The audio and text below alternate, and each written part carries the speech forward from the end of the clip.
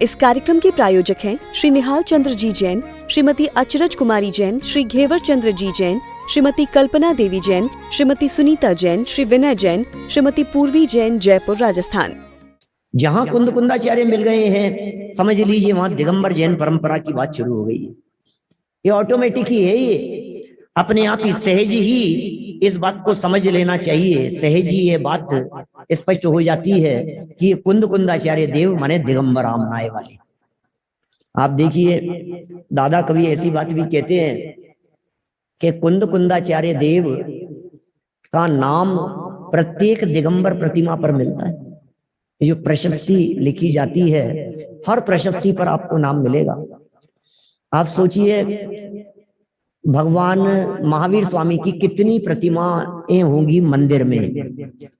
जितनी महावीर स्वामी की होंगी, पूरी तो नहीं होगी महावीर स्वामी की, कहीं दूसरे तीर्थंकर की होगी, कहीं और तीर्थंकर की होगी, आदिनाथ भगवान की होगी, अजितनाथ स्वामी की होगी, संभवनाथ स्वामी की होगी, अभिनंदननाथ स्वामी की होगी।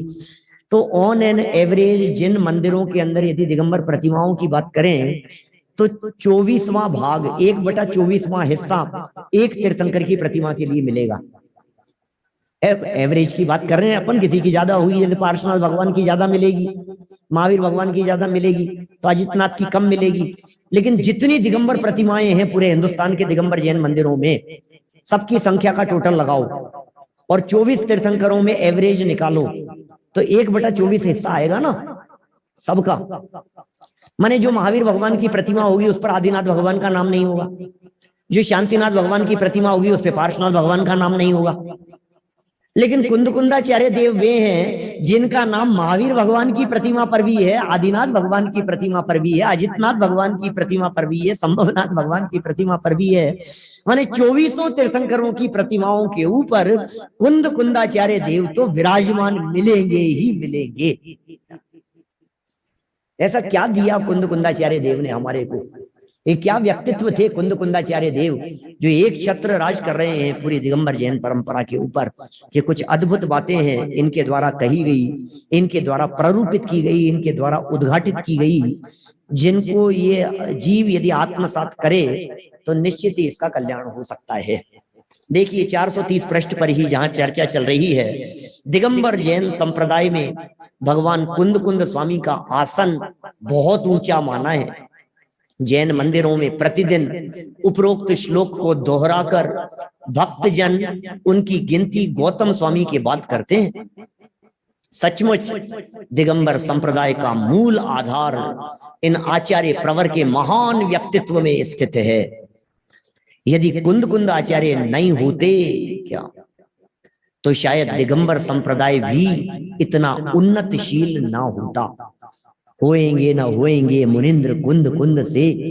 ये दिगंबर परंपरा माने कुंद कुंदाचार्य देव की देन है। आज जितना शिथिलाचार थोड़ा बहुत भी यद्यपि बहुत बढ़ गया है, लेकिन जितना बचा हुआ दिखाई देता है, जितनी सुरक्षा दिखाई देती है दिगंबर जैन परंपरा की, उसमें कुंद कुंदाचार्य देव के अष्टपाहुड़ ग्रंथ का बहुत बड़ा योगदान है। जिस दृढ़ता से उन्होंने मुनिराज शिथिलाचार के ऊपर चोट मारी है, कहां मिले आपको ऐसी चर्चा? अष्टपाहुड़ ग्रंथ को उठा करके देखिए, प्रवचन सार चरणानुयोग सूचक चूलिका को उठा करके देखिए, नियम सार में उस सूक्ष्म दृष्टि को उठा करके देखिए जो मुनिराजों के संदर्भ में वे उल्लेखित करते हैं, तो हमें लगता है कि क्या बातें हैं, कुछ रहस्य की बातें, अद्भुत बातें हैं। जिनागम में दूसरी जगह इस तरह की बातें नहीं मिलती है, वे बातें कुंद कुंदाचार्य देव लिख रहे हैं। इसलिए कुंद कुंदाचार्य देव के ग्रंथ आगम नहीं कहलाए, परम आगम कहलाए। क्या कारण है कि कुंद कुंदाचार्य देव के ग्रंथों को आगम नहीं कहकर के परम आगम कहा गया? आखिर क्या कारण रहा? आगम किसे कहें और परमागम किसे कहें? कुछ अंतर है क्या आगम और परमागम में? परमागम कुछ अलग है क्या? परमागम कुछ अलग है क्या आगम से? आगम में नहीं आते हैं क्या? आगम आगम परंपरा से जो चला आया है वो आगम है। आ आप्त को सूचित करता है, आ अरहंत परमात्मा को सूचित करता है। आ तीर्थंकर परमात्माओं को आप्त अरहंत हैं, केवली भगवान है। ग गणधर म मुनि, आ ग म आप्त के द्वारा कहा गया, गणधरों के द्वारा गूंथा गया, और मुनिराजों के द्वारा लिखा गया, इस तरह जो परंपरा से चला आया है उसका नाम है आगम। आगम, ऐसा भी हम कह सकते हैं कि आगम में सुनने की मुख्यता है, आगम में परंपरा की मुख्यता है। आगम में सुनी सुनाई बातें हैं और परमागम में सुनने की मुख्यता नहीं है, परमागम में अनुभूति की मुख्यता है, परमागम में फीलिंग की बात है। कुंद कुंदाचार्य देव ने जो बातें लिखी है वे बातें सुनी हुई नहीं है, वे बातें अनुभव की हुई है। पूरे समय सार ग्रंथ को उठा करके देखें, पूरे नियम सार ग्रंथ को उठा करके देखें, तो वे जो जो बात लिखते हैं उसमें ये नहीं लिख रहे हैं कि इतनी कर्म प्रकृतियां हैं, इतने इसके भेद प्रभेद हैं और ऐसा ऐसा स्वरूप है। माने जो स्टाइल आपको तत्वार सूत्र में मिलेगी, जो स्टाइल आपको षटखंडागम ग्रंथों में मिलेगी, कर्म सिद्धांत की, कर्म प्रकृतियों की, बंध विच्छुत्ति की, कर्म कांड की चर्चाएं, वो कुछ चर्चाएं नहीं लिखी इन्होंने, क्योंकि वो सुने बिना नहीं लिखा जा सकता था। 148 कर्म प्रकृतियां अनुभूति में थोड़ी ना आती है। तो कुंद कुंदाचार्य देव ने जो बात लिखी है पूरे अधिकारों में, चाहे जीवा जीवाधिकार की बात करो, मान लीजिए समय सार के जीवा जीवाधिकार, अभी दादा पूरा समय सार का सार बतला रहे हैं, तो जीवा जीवाधिकार में जीव अजीव नहीं है, अजीव जीव नहीं है, यह अनुभव की बात है। जीव अजीव रूप नहीं होता, अजीव जीव रूप नहीं होता, यह अनुभव की बात है। कर्ता कर्म अधिकार में एक द्रव्य दूसरे द्रव्य का कर्ता धर्ता नहीं है, यह अनुभव की बात है। क्योंकि सुनने की अपेक्षा नहीं है इसमें, एक परमाणु दूसरे परमाणु का कर्ता धर्ता नहीं है, ये सब फीलिंग की बात है, अनुभव की बात है जो कुंद कुंदाचार्य देव ने लिखी है कर्ता कर्म अधिकार के रूप में हमारे सामने।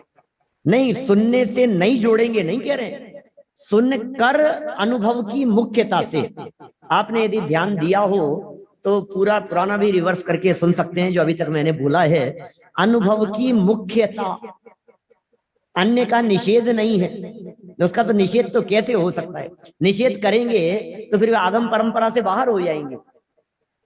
और परम आगम भी है तो आगम ही ना परम जुड़ा है साथ में, तो आगम का उल्लंघन करके परमागम थोड़ी ना बनेगा।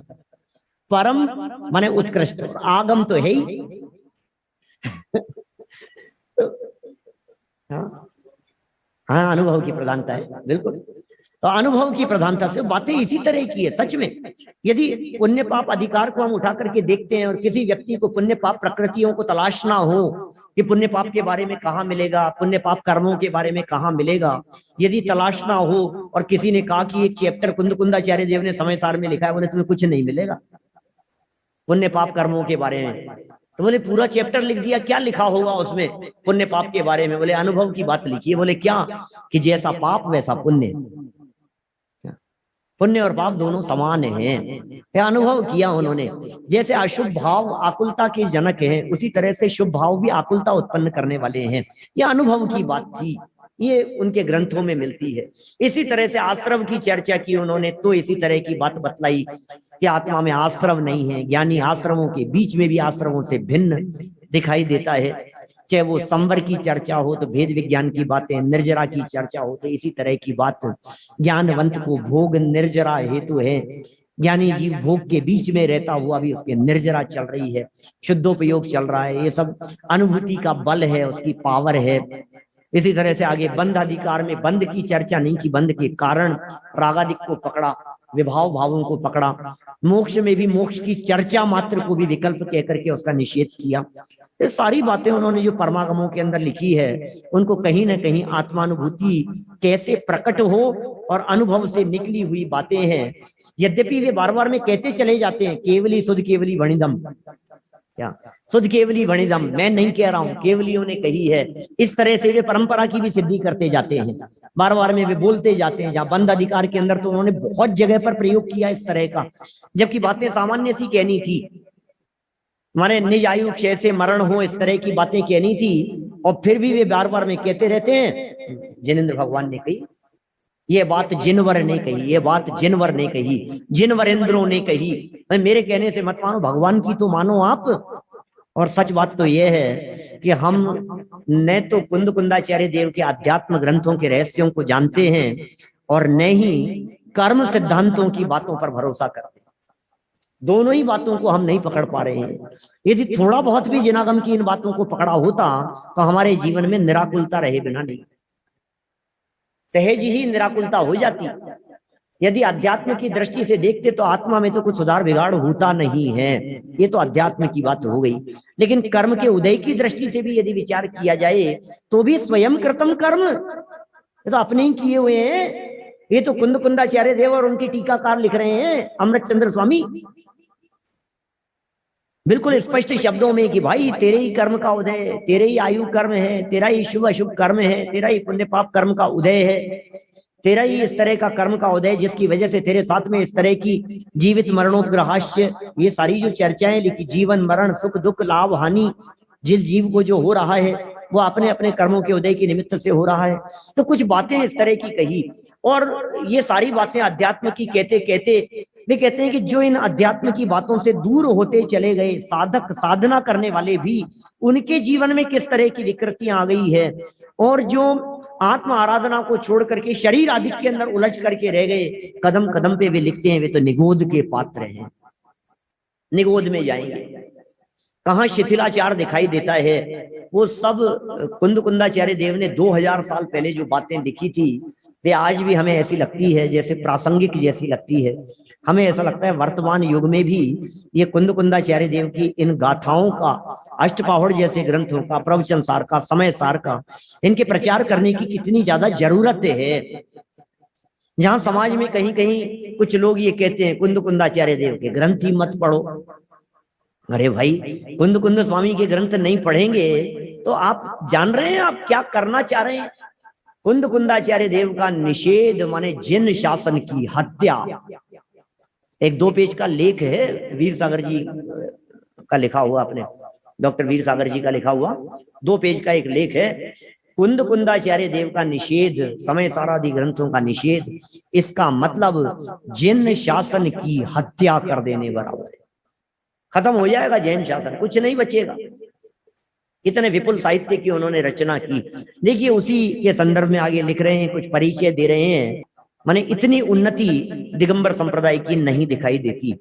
इस समय में इनका संबंध दक्षिण भारत से बहुत है। कुंद कुंदाचार्य का 1ली शताब्दी के लगभग दक्षिण में एक पेड़धनाडु नाम का एक प्रदेश था।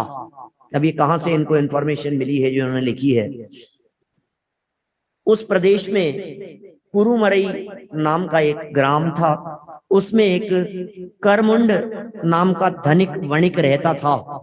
ये सेठ थे, करमुंड नाम था, धनिक थे, धनवान थे, वणिक थे माने व्यापारी थे। उसकी स्त्री का नाम श्रीमती था।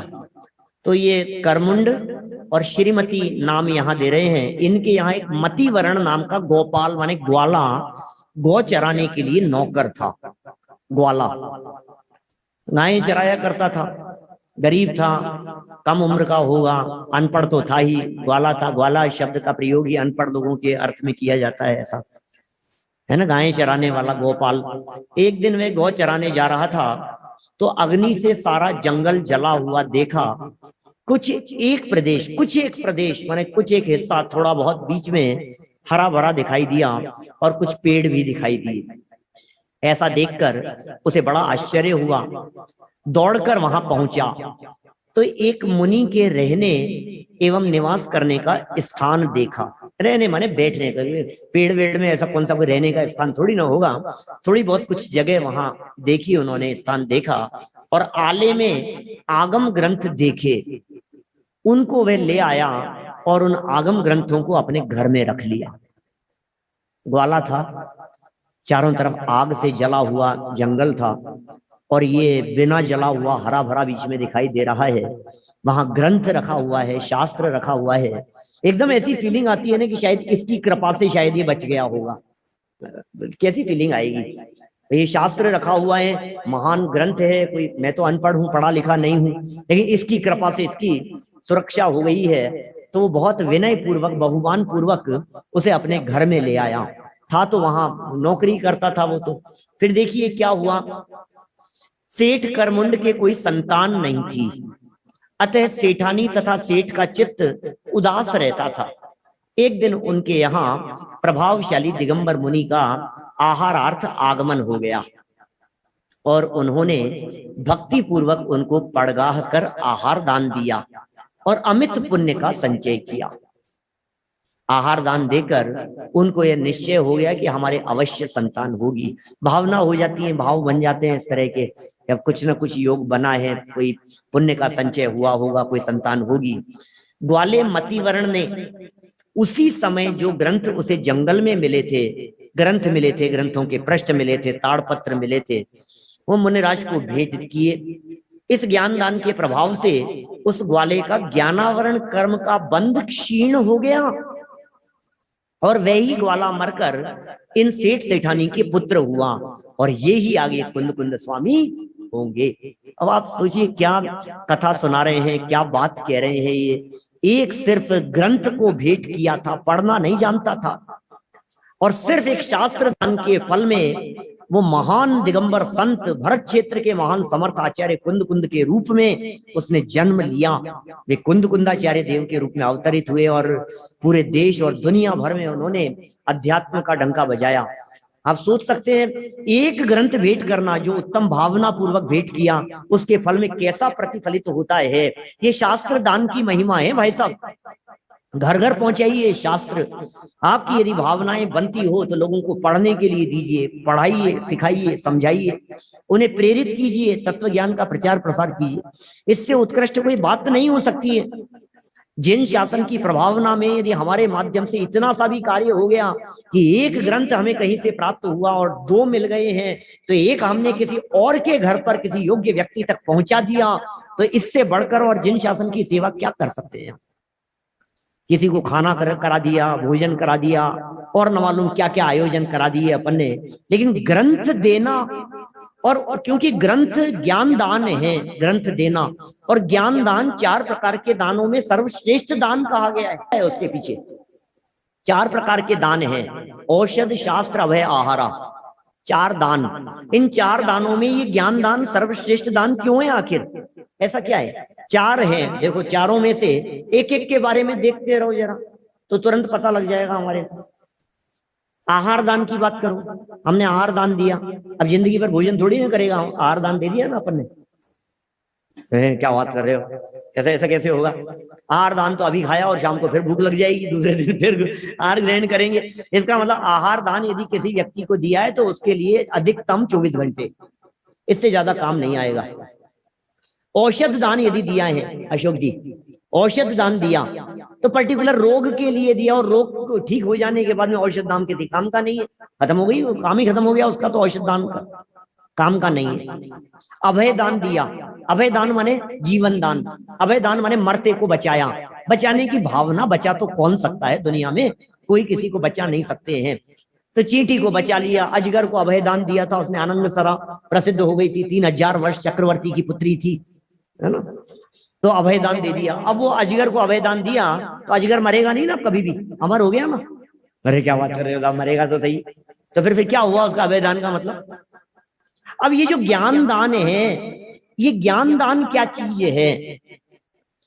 आहार दान 1 दिन के लिए, अभय दान, औषध दान 1 बीमारी के लिए, अभय दान सिर्फ 1 बार के लिए जीवन सुरक्षा, और ज्ञान दान जन्म जन्मांतरों के लिए सुरक्षा। तो ज्ञान दान की कैसी कीमत है? ये जो 3 दान कहे, ये 3 दान शरीर से संबंध रखने वाले हैं। ये जो ज्ञान दान है ये आत्मा से संबंध रखने वाला है।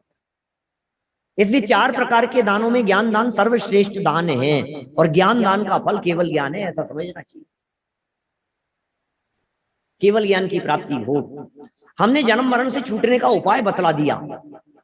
आहार दान दिया तो आपने क्षुधा से निपटारा किया उसको, लेकिन उसे ज्ञान प्रदान किया तो ये ज्ञान मिल गया कि मैं भूख की वजह से दुखी नहीं होता हूं, अब कभी उसे तकलीफ नहीं होगी। आपने औषध दान दिया तो औषध दान देकर के बीमारी को ठीक किया ना आपने। अब ज्ञान दान ये कहता है कि भाई ये बीमारी तेरी नहीं है, अब बतलाओ, अब दुनिया में कोई भी बीमारी आ जाए, सर्व बीमारियों से छुटकारा मिल गया ज्ञान दान की वजह से। अभय दान दिया, मरते हुए को बचा लिया आपने, लेकिन ज्ञान दान ये बात कहता है कि तुमने मरते तो बचा लिया, लेकिन तुम मरता ही नहीं है। ये बात ज्ञान दान से जानने को मिलती है। माने 3 प्रकार के दानों में या 4 प्रकार के दानों की बात करें तो ज्ञान दान जैसा कोई दान नहीं हो सकता है। ये कुछ अद्भुत दान है ज्ञान दान।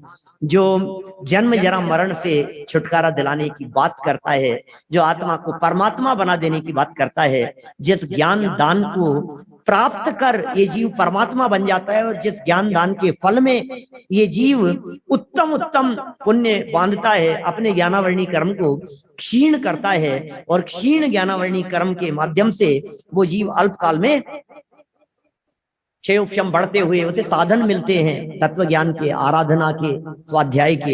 ये सब संयोग भी इस तरह के प्राप्त होते हैं। कुंदाचार्य देव की एक कहानी तो कम से कम अपन पूरी कर ले अभी फटाफट, फिर आगे चर्चा कल बढ़ाएंगे। और देखिए कहां तक आ गए अपन। सेठ, नीचे कोई संतान नहीं थी। अच्छा, ये पैराग्राफ भी हो गया। ज्ञानावरण कर्म का बंध क्षीण हो गया और ग्वाला मरकर सेठ सेठानी के पुत्र हुआ, और आगे ये ही कुंद स्वामी होंगे। एक दिन श्री मुनि गुणचंद्र जी आचार्य महाराज का जिस ग्राम में सेठ सेठानी रहते थे आगमन हुआ। गुणचंद्र मुनिराज का आगमन हुआ। अब ये गुणचंद्र और जिनचंद्र एक जैसे लग रहे हैं, वही है, क्योंकि इनसे दीक्षित हुए थे। जिनचंद्र दीक्षा गुरु के रूप में नाम मिलता है। उनका आगमन हुआ। सेठ और सेठानी पुत्र सहित मुनिराज की वंदना को गए। वहां मुनि महाराज की देशना को सुनकर सेठ पुत्र को प्रतिबोध हो गया।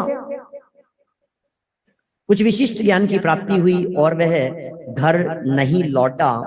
माता पिता से आज्ञा लेकर दिगंबर मुनि हो गया। उन मुनि ने मलय देश के अंतर्गत हेमग्राम, जो कि पोन्नूर के नाम से है, पोन्नूर मलई, वहां के निकट स्थित नीलगिरी पर्वत पर बड़ी भारी तपस्या की। वहां पर अभी तक उनके चरण बने हुए हैं। इनका जन्म विक्रम संवत 5 में हुआ था और 11 वर्ष की अवस्था में दीक्षित हुए थे। 33 वर्ष दिगंबर मुनि अवस्था में रहे और 45 वर्ष तक आचार्य पद पर रहे। इस प्रकार इनकी आयु 89 वर्ष की थी, 89 वर्ष की थी। हमने 94-95 वर्ष की आयु सुनी है इनकी, यहाँ ये 89 लिख रहे हैं। माने ये तो देखिए सब ऐतिहासिक बातें हैं और कई तरह की बातें मिलती है। अब अपन जहां जो लिखी है उसको अपन जान लेवे, बाकी हकीकत में तो कितनी थी है तो सर्वज्ञ भगवान जाने। लेकिन यहाँ 89 लिख रहे हैं। इन्होंने विदेश क्षेत्र से सिद्धांत तत्व का श्री सर्वज्ञ देव परम वीतराग सीमंदर स्वामी से गवेषण कर जनता का अनेक ग्रंथ रत्न बनाकर एवं उपदेश देकर परम उपकार किया एवं जैन धर्म उद्योतित किया। ये सब कुंदाचार्य देव के बारे में लिख रहे हैं। और भी कुछ बातें हैं और कुंदाचार्य देव के ग्रंथों का भी यहाँ इन्होंने उल्लेख किया है। आज थोड़ा सा समय ज्यादा हो गया, कार्यक्रम शुरू से ही थोड़ा थोड़ा खिंचता चला गया था, डिले होता गया था। अभी हमें दादा के प्रवचन का लाभ लेना है। मैं कुंदाचार्य की इन रचनाओं के बारे में और इनके संदर्भ में जो आगे 5 नाम हैं, इनके नाम कैसे पड़े, क्या और विशेषता रही, और धरसेनाचार्य देव का क्या उपकार रहा, और फिर धरसेनाचार्य को क्या स्वप्न आया, इन सब चर्चाओं को कल यथा समय अपन आगे बढ़ाएंगे। माने यदि ये कुंदाचार्य देव के ग्रंथों को हमें गहराई से समझना है तो गुरुदेव श्री की शरण में आकर हम उन बातों को बहुत गहराई से समझें और अपने जीवन में उतारें तो आत्मकल्याण हो सकता है। हम सबका आत्मकल्याण हो, इसी भावना से बात को यहीं विराम दें। इस कार्यक्रम के प्रायोजक हैं श्री निहाल चंद्र जी जैन, श्रीमती अचरज कुमारी जैन, श्री घेवर चंद्र जी जैन, श्रीमती कल्पना देवी जैन, श्रीमती सुनीता जैन, श्री विनय जैन, श्रीमती पूर्वी जैन, जयपुर राजस्थान।